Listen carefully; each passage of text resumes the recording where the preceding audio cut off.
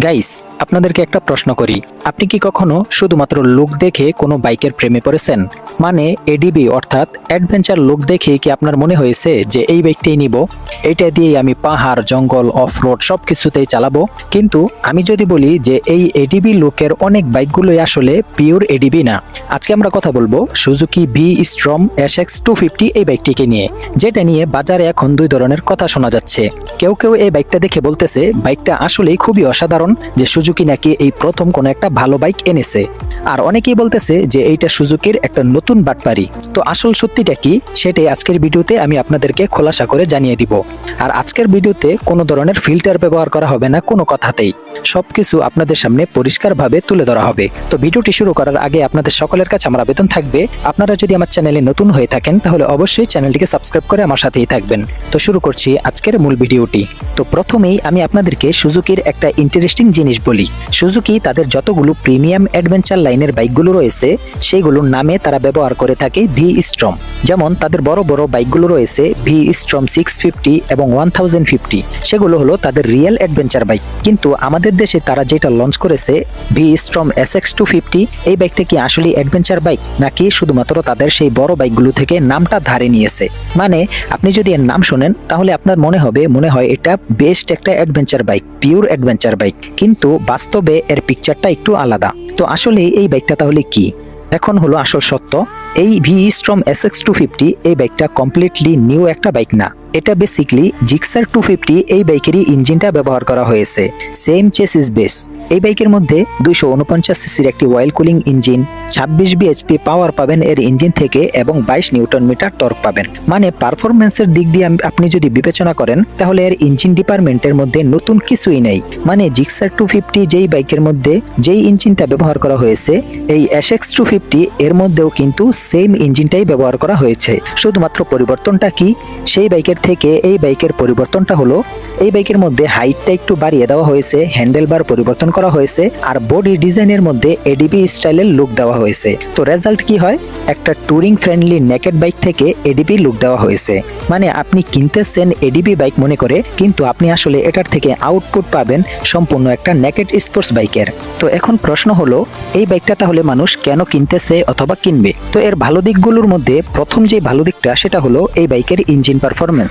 সুজুকির অন্যান্য মডেলের engine performance যেমনই হোক না কেন, তাদের 250 সিসির যে বাইকগুলো রয়েছে জিক্সার 250, SF250, সেই বাইকগুলোর ইঞ্জিন কিন্তু অনেকটাই মোটামুটি স্মুথ, সেগুলোতে ভাইব্রেশন কম হয় এবং লং রাইডে অনেকটাই কমফোর্টেবল, এবং হাইওয়েতে গেলে সেই বাইকের অনেক ভালো একটা আউটপুট পাওয়া যায়। মানে আপনি যদি 100 কিলোমিটারের উপরেও চালান তাহলে কিন্তু আপনারা মোটামুটি এফোর্টলেস একটা অনুভব করবেন। তো এরপরে দ্বিতীয়তে যে ভালো দিকটা সেটা হলো এই বাইকগুলোর মাইলেজ।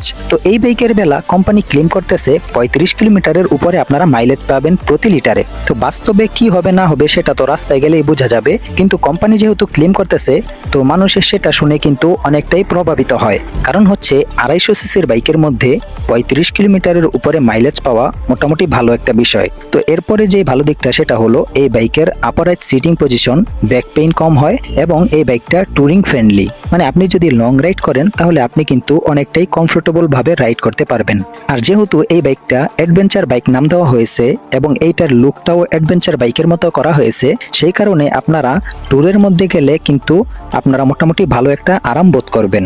তো এরপরে 4 নম্বরে ফিচার্সের দিক দিয়ে ব্লুটুথ কানেক্টিভিটি রয়েছে, নেভিগেশন সিস্টেম রয়েছে এবং ইউএসবি চার্জার রয়েছে, যা কিন্তু মোটামুটি ডেইলি ইউজ প্লাস ট্যুরিং দুইটাই আপনাকে একসাথে কভার করে দিতে পারবে। তো সব মিলিয়ে যদি এই বাইকের বেলা আমি বলতে চাই তাহলে বলতে পারি যে এই বাইকটা আপনাদের অন রোড ট্যুরিং বাইক হিসেবে অনেকটাই ভালো কাজে দিবে।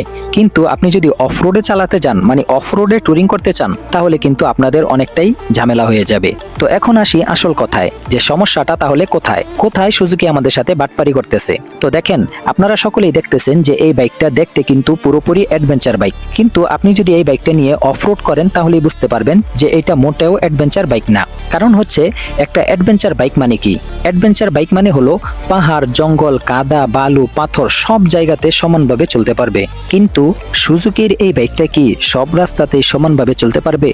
মোটেও না। কারণ হচ্ছে এর সাসপেনশনটা তেমনভাবে তৈরি করাই হয়নি। এরপরে এই বাইকটা অফরোডের মধ্যে কন্ট্রোল তেমনটা বেশি দিবে না। এরপরে এই বাইকের মধ্যে আপনি যদি অফরোডে রাইডিং করতে চান তাহলে আপনার কনফিডেন্স লেভেল অনেকটাই নিচে নেমে যাবে। মানে এই বাইকটা হার্ডকোর অফরোডের জন্য তৈরি করা হয়নি। এই বাইকটা দিয়ে আপনি ট্যুর করতে পারবেন খুব সুন্দরভাবে, তবে সেটা হলো অন রোডের মধ্যে, মানে ভালো রাস্তায়। কিন্তু খারাপ রাস্তায় এটা দিয়ে আপনি ট্যুর করতে পারবেন না। এরপরে তারা আরেকটা যে ভুল করেছে সেটা হলো, আপনাদের সকলের মনে কিন্তু একটা বড় প্রশ্ন জাগে যে জিক্সার 250 এই বাইকের সেম ইঞ্জিনই ব্যবহার করা হয়েছে, কিন্তু ভি-স্ট্রম এসএক্স এই বাইকের মধ্যে তারা দামটা কেন জিক্সার 250 থেকে এতটা বেশি রাখছে? শুধুমাত্র লুক চেঞ্জ আর নাম চেঞ্জ করেই কি তারা দামটা এত বাড়িয়ে দিতে পারে? তো এখন অনেকেই বলে যে এটাই হলো সুজুকির স্মার্ট বিজনেস, যা আমরা বাংলা ভাষায় বুঝতে পারি বাটপারি। তো এরপরে রয়েছে এই বাইকের সাসপেনশন ইস্যু। লং ট্রাভেলের জন্য এই বাইকের সাসপেনশন ততটা উন্নত নয়। আর আগেই বললাম যে অফরোড ক্যাপাবিলিটি অনেকটাই লিমিটেড।